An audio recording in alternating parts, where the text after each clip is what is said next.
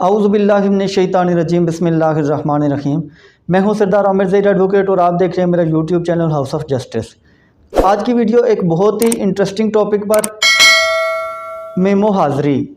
Memo हाज़री किसे कहते हैं, क्यों दिया जाता है, कौन देता है और इसके लीगल कॉन्सिक्वेंसेस क्या होते हैं, इसके बारे में कुछ इन्फॉर्मेशन आज की वीडियो में शेयर करूँगा।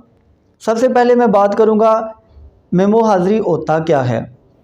मेमो हाज़री से मुराद ये है कि जब एक पार्टी किसी दूसरी पार्टी के ख़िलाफ़ केस करती है और उस आदमी को जिसके ख़िलाफ़ केस किया जाता है उसे डिफेंडेंट कहते हैं।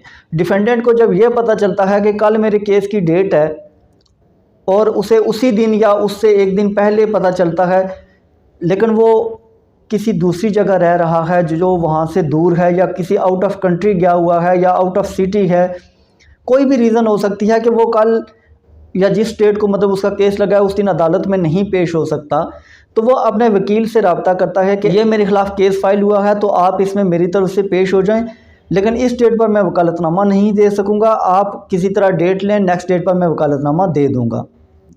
अब जिस डेट को केस फिक्स है अदालत में, वकील साहब अदालत में चले जाते हैं, वहाँ जाके वो एक मेमो हाज़री तैयार करते हैं। एक सिंपल सादा से पेज पर वो मेमो हाज़री लिखा जाता है।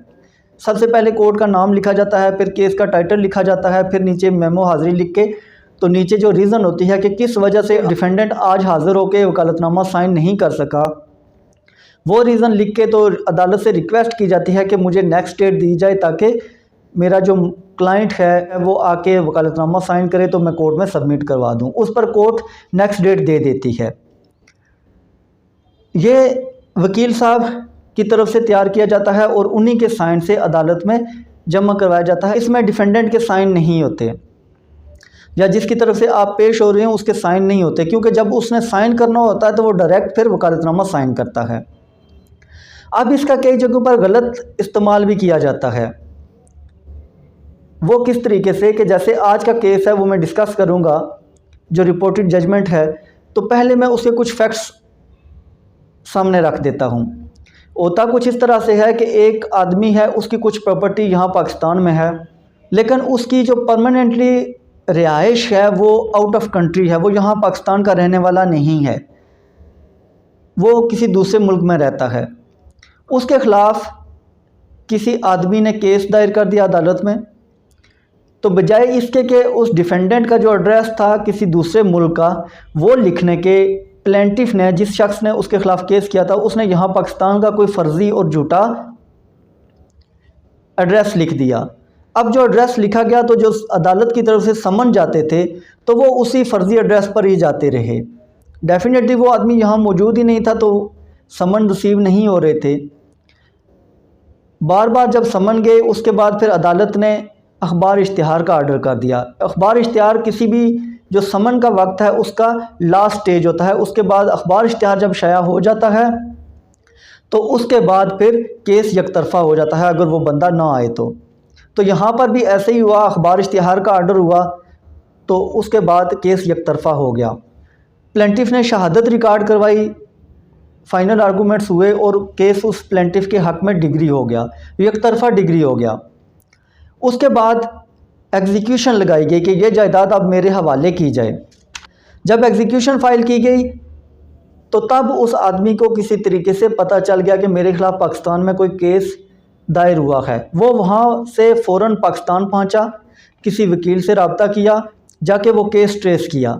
जब केस ट्रेस हुआ और उसकी कॉपीज़ वगैरह ली गई तो पता चला कि इस डिफेंडेंट के ख़िलाफ़ यकतरफ़ा तौर पर वो केस डिग्री हो चुका है।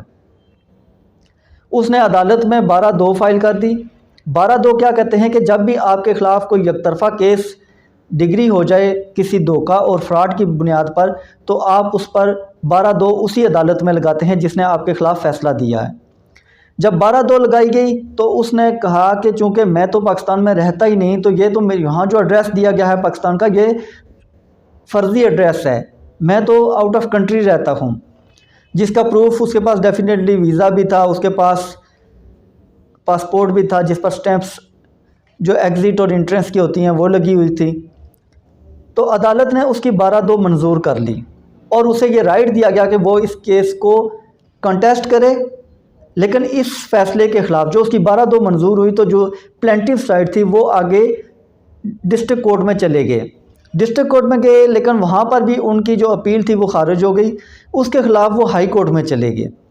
अब जब लाहौर हाई कोर्ट में गए तो लाहौर हाई कोर्ट ने मेमो हाज़री के बारे में बड़ा एक डिटेल जजमेंट पास की। जजमेंट है 2021 CLC 684। इस जजमेंट में वो जो डिफेंडेंट था उसका राइट बहाल रखा गया और ये जो प्लेंटिफ था इसकी जो अपील थी ये खारिज कर दी गई। लेकिन उसमें जो मेन चीज़ डिस्कस करने वाली है वो मेमो हाज़री है। हाई कोर्ट ने ये करार दिया कि चूँकि मेमो हाज़री जो होता है इस पर तो उस आदमी के साइन ही नहीं होते, ये वकील ख़ुद अपनी तरफ से फ़ाइल करता है, तो इसकी कोई लीगल वैल्यू नहीं होती। तो इस केस में भी ऐसे ही हुआ कि जो प्लेंटिफ था जब उसने अखबार इश्तिहार करवाया तो उसके बाद किसी वकील की तरफ से मेमो हाज़री कोर्ट में जमा करवा दिया इस शख्स की तरफ से जो कि बाहर बैठा हुआ था। तो सिर्फ ये दिखाने के लिए कि इसको पता है और इसने इस वकील को कॉल करके भेजा है कि मैं नेक्स्ट डेट पर वकालतनामा भेजूंगा। नेक्स्ट डेट पर जब वकालतनामा नहीं आया तो उस शख्स के ख़िलाफ़ केस एकतरफ़ा होकर फिर डिग्री भी हो गया। तो हाई कोर्ट ने कहा कि इस पर तो वकील साहब के साइन मौजूद हैं, इस पर तो ये जो शख्स कह रहा है कि मैं आउट ऑफ कंट्री रहता हूँ तो इसके तो साइन ही नहीं मौजूद, तो लिहाजा ये जो मेमो हाज़री है इसकी वजह से इस आदमी को इतना बड़ा नुकसान नहीं दिया जा सकता। इसको पूरा राइट है कि ये केस में अपीयर हो, केस कंटेस्ट करे, इसको फ़ाइट करे और जो इसके पास एविडेंस हैं वो पेश करके तो अपना केस ये खुद यहाँ पर देखे। इस तरह नहीं हो सकता कि सिर्फ एक मेमो हाज़री को बुनियाद बनाकर इसको इसके राइट से महरूम नहीं किया जा सकता।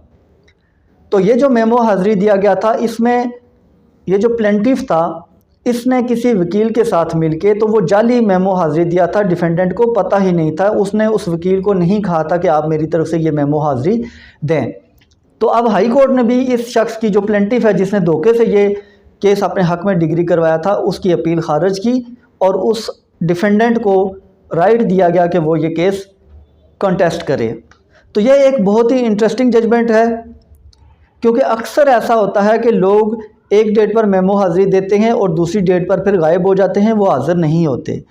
मोस्टली उसमें यही होता है कि जो प्लेंटिफ साइड है वो कोई धोखा फ्रॉड करते हैं और वो अपनी तरफ से किसी वकील के साथ मिलकर इस तरह का मेमो हाज़री जमा करवा के सिर्फ दूसरी पार्टी का नॉलेज शो करने के लिए तो वो उसके ख़िलाफ़ एकतरफ़ा फ़ैसला करवा लेते हैं। तो व्यूअर्स ये थी आज की वीडियो। उम्मीद है वीडियो पसंद आएगी। अगर वीडियो पसंद आई तो चैनल को सब्सक्राइब करना ना भूलिएगा। इसी के साथ इजाज़त चाहता हूँ। अपनी दुआ में याद रखिएगा। फ़ी अमानिल्लाह।